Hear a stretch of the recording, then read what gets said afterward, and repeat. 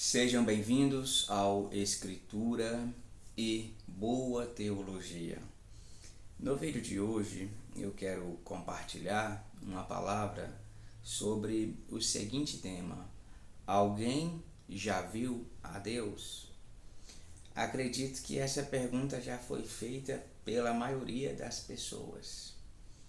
Eu quero ler no texto sagrado do Evangelho de João, no capítulo 1, no verso 18, que diz assim: ninguém jamais viu a Deus, mas o Deus unigênito que está junto do Pai o tornou conhecido. Ou, como dizem outros manuscritos, ninguém jamais viu a Deus, mas o Filho unigênito que está junto do Pai o tornou conhecido. Cristo é a manifestação visível do Deus invisível. Esse texto responde à pergunta que acabamos de fazer. Ninguém nunca viu a Deus, mas ninguém nunca viu a Deus na sua essência, na sua natureza, na sua perfeição. Porém, existe aquilo que nós chamamos de imanência divina, ou seja, Deus se relaciona com a sua criação e se relaciona com os seres humanos. Então, Deus não está tão longe que não possa ser encontrado. E uma das manifestações mais poderosas de Deus na Escritura é na pessoa do Filho. Quando vamos para as páginas do Antigo Testamento, nós encontramos aquilo que chamamos de teofania. Teofania é uma manifestação da presença de Deus e uma manifestação visível da sua presença. Então, ninguém pode ver a Deus na sua essência, na sua natureza, na sua pureza, mas Deus se revela ao homem de uma forma parcial. Deus permite o homem contemplar alguma coisa do seu ser, e é nisso que iremos focar agora. Bem, nós precisamos entender que a Escritura ela usa uma linguagem humana para falar do relacionamento do homem com Deus. Então, nas Escrituras nós temos o antropomorfismo e o antropopatismo. Antropomorfismo é a linguagem que é usada para falar de Deus como se Deus possuísse forma humana. Ou seja, Deus tem olhos, Deus tem ouvidos, Deus tem mãos, Deus tem cabelos, Deus tem costas, então Deus tem pés. Então essa é uma linguagem que nós chamamos de antropomorfismo. Agora, o antropopatismo é a linguagem que é usada para falar de Deus como se ele tivesse sentimentos humanos. Deus sente ciúme, Deus sente ira, Deus sente amor, Deus é zeloso. Então, essas linguagens são nossas. Então, nós interagimos com Deus dentro da nossa capacidade, porque não existe uma linguagem que seja própria, né, uma linguagem especial para falar sobre Deus. Então, nós usamos a nossa linguagem, que é muito limitada. Então vamos lá. Existem outros textos sagrados nas Escrituras que falam sobre Deus como um ser espiritual e invisível. E se Deus é um espírito como ele o é, ele não possui forma e ele não possui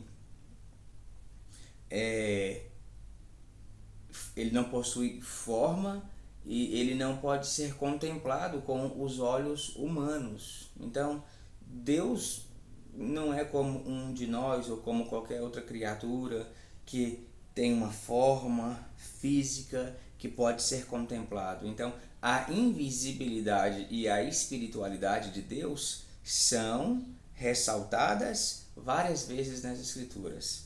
E é tão interessante que esses textos, como o que nós acabamos de ler agora, eles são tão fortes que os intérpretes das Escrituras não sabem se eles só dizem respeito ao aqui e o agora, ou também falam da nossa eternidade. Então, ninguém pode contemplar a Deus na sua essência, na sua natureza. Mas essa é uma verdade somente para os nossos dias aqui na Terra, ou essa verdade também valerá para a nossa eternidade? Não sabemos. O que sabemos é que quem vê o Filho também vê o Pai. Nós sabemos que o céu é o lugar da presença de Deus. Será o lugar da manifestação da presença de Deus. A manifestação da plenitude da presença de Deus. Então, aquilo que Deus permitir que nós vejamos dele será o suficiente para a satisfação do nosso ser. Nós veremos a Cristo como ele é. E no Filho nós vemos o Pai. Agora, nós não podemos afirmar que na primeira pessoa da Trindade nós o veremos como ele é, porque a Bíblia não diz. Em outros textos sagrados, como Colossenses 1,15, 1 Timóteo 1,17, Hebreus 11,27 e João 6,46, esses textos também vão abordar essa questão de que Deus é invisível e não pode ser visto na sua natureza.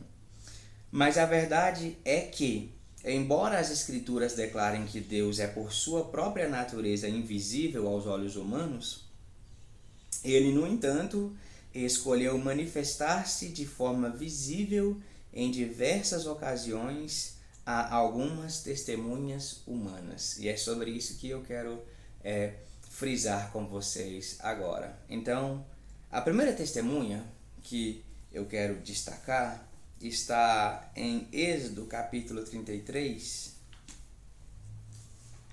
do verso 12 ao verso 23.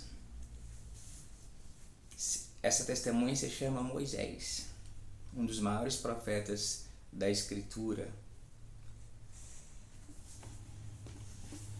Diz assim o texto sagrado: Disse Moisés ao Senhor: Tu me ordenaste, conduza este povo, mas não me permites saber quem enviarás comigo? Disseste: Eu o conheço pelo nome e de você tenho me agradado. Se me vês com agrado, revela-me os teus propósitos, para que eu te conheça e continue sendo aceito por ti. Lembra-te de que esta nação é o teu povo. Respondeu o Senhor: Eu mesmo o acompanharei e lhe darei descanso. Então Moisés lhe declarou: Se não fores conosco, não nos envies. Como se saberá que eu e o teu povo podemos contar com o teu favor, se não nos acompanhares? Que mais poderá distinguir a mim e a teu povo de todos os demais povos da face da terra? O Senhor disse a Moisés: Farei o que me pede, porque tenho me agradado de você e o conheço pelo nome. Então disse Moisés: Peço-te que me mostres a tua glória. E Deus respondeu: Diante de você farei passar toda a minha bondade, e diante de você proclamarei o meu nome, o Senhor. Terei misericórdia de quem eu quiser ter misericórdia, e terei compaixão de quem eu quiser ter compaixão. E acrescentou: Você não poderá ver a minha face, porque ninguém poderá ver-me e continuar vivo. E prosseguiu o Senhor: Há aqui um lugar perto de mim, onde você ficará em cima de uma rocha. Quando a minha glória passar, eu o colocarei numa fenda da rocha e o cobrirei com a minha mão até que eu tenha acabado de passar. Então tirarei a minha mão e você verá as minhas costas, mas a minha face ninguém poderá ver. Então aqui nós temos um relato claro da manifestação da presença de Deus a Moisés. Ou seja, é uma teofania. E nós vemos que Deus interage com o homem na linguagem do homem. Deus disse que Moisés poderia ver da sua presença, mas não poderia contemplar a sua presença na sua totalidade, porque senão ele morreria. Ninguém pode ver a presença de Deus e ficar vivo. É interessante que eu estou com 35 anos de idade e eu nunca encontrei alguém que dissesse assim, pelo menos, eu sonhei com a face de Deus. Eu nunca encontrei. Eu nunca sonhei. E mesmo que se eu sonhasse ou que alguém dissesse que já sonhou, nós sabemos que não é o Senhor que se revelou a essa pessoa, até porque o texto sagrado diz que não é possível. Mas aqui, para Moisés, nós vemos Deus se manifestando de uma forma parcial, deixando Moisés contemplar alguma coisa do seu ser, para que Moisés ficasse plenamente satisfeito com a sua presença. E como o próprio Moisés disse, quem contempla a presença de Deus, quem tem a presença de Deus é diferente de todos os outros povos. O que faz o povo de Deus ser diferente é o próprio Deus, é a sua santa presença. A segunda testemunha que eu quero usar como exemplo para isso que estamos estudando é o próprio Isaías, que está no livro de Isaías, no capítulo 6, do verso 1 ao verso 4, que diz assim: No ano em que o rei Uzias morreu, eu vi o Senhor assentado no trono alto e exaltado, e a aba de sua veste enchia o templo. Acima dele estavam serafins, cada um deles tinha 6 asas. Com 2 cobriam o rosto, com 2 cobriam os pés e com 2 voavam. E proclamavam uns aos outros: Santo, Santo, Santo é o Senhor dos exércitos, a terra inteira está cheia da sua glória. Ao som das suas vozes, os batentes das portas tremeram, e o templo ficou cheio de fumaça. Então aqui nós temos um outro caso de teofania. Deus se manifestando e permitindo que Isaías o contemplasse parcialmente. Deus permitindo Isaías enxergar alguma coisa da sua presença, embora não fosse a sua totalidade. E aqui nós vemos que Isaías viu o Senhor assentado no seu trono. Deus estava exaltado, Deus estava num alto lugar. E os serafins que estavam diante do Senhor cantavam a sua santidade. O atributo de Deus que os anjos cantam é a santidade do Senhor. Santo, santo, santo é o Senhor. Então, aqui está um outro caso. Deus não pode ser visto na sua essência, na sua totalidade, na sua pureza, mas ele se permite ser contemplado de forma parcial. A terceira testemunha que eu quero usar está no primeiro livro de Reis, no capítulo 22, no verso 19.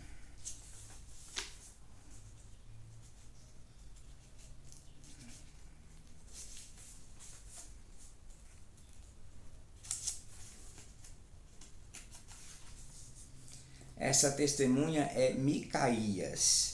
Está escrito assim: Micaías prosseguiu: Ouça a palavra do Senhor. Vi o Senhor assentado em seu trono, com todo o exército dos céus ao seu redor, à sua direita e à sua esquerda. Aqui tem um outro exemplo de teofania, Deus se manifestando e permitindo que Micaías o visse de alguma maneira, para que Micaías pudesse contemplá-lo. Então, novamente, Micaías, assim como Isaías, consegue contemplar ao Senhor no seu trono, rodeado pelos exércitos celestiais. E entre tantas testemunhas que eu gostaria de compartilhar, eu vou compartilhar apenas mais uma que está no livro de Apocalipse, no capítulo 4, do verso 2 ao 7, que é o evangelista João, o apóstolo João.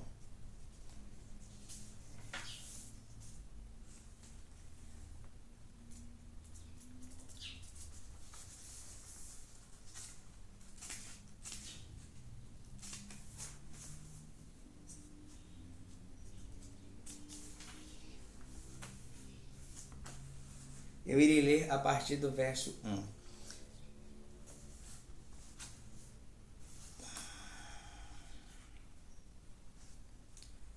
Depois dessas coisas olhei, e diante de mim estava uma porta aberta no céu. A voz que eu tinha ouvido no princípio, falando comigo como trombeta, disse: Suba para cá, e lhe mostrarei o que deve acontecer depois dessas coisas. Imediatamente me vi tomado pelo Espírito, e diante de mim estava um trono no céu, e nele estava sentado alguém. Aquele que estava sentado era de aspecto semelhante a jaspe e sardônio. Um arco-íris parecendo uma esmeralda circundava o trono, ao redor do qual estavam outros 24 tronos, e assentados neles havia 24 anciãos. Eles estavam vestidos de branco e na cabeça tinha coroas de ouro. Do trono saíam relâmpagos, vozes e trovões. Diante dele estavam acesas 7 lâmpadas de fogo, que são os 7 Espíritos de Deus. E diante do trono havia algo parecido com um mar de vidro, claro como cristal. No entanto, ao redor do trono havia 4 seres viventes, cobertos de olhos, tanto na frente como atrás. O primeiro ser parecia um leão, o segundo parecia um boi, o terceiro tinha rosto como de homem, e o quarto parecia uma águia em voo. Cada um deles tinha 6 asas, e era cheio de olhos, tanto ao redor como por baixo das asas. Dia e noite repetem sem cessar: Santo, Santo, Santo é o Senhor, o Deus Todo-Poderoso, que era, que é e que há de vir. Até o verso 8. Novamente, nós vemos um outro exemplo onde João contempla na visão a presença do Senhor e enxerga seres espirituais que novamente estão cantando a santidade de Deus, dizendo que o Senhor é santo, santo, santo. Então, voltando à pergunta que nós estamos estudando, alguém já viu a Deus? Não. Na sua essência, ninguém nunca viu e ninguém nunca verá. E nem sabemos se no céu alguém conseguirá contemplar a face de Deus, porque a Bíblia não diz. Nós conseguiremos contemplar a Cristo, que é a segunda pessoa da Trindade. Quem vê a Cristo vê ao Pai, de alguma forma, mas não sabemos se veremos a primeira pessoa da Trindade. Mas a verdade é que nas Escrituras Deus se permitiu ser visto de forma parcial. Deus revelou alguma coisa do seu ser para os seus servos. E nós encerramos dizendo que aquilo que Deus se permitir revelar no céu será suficiente para a nossa alegria. O céu é o lugar da manifestação plena da presença de Deus. Deus vos abençoe. Até o próximo vídeo.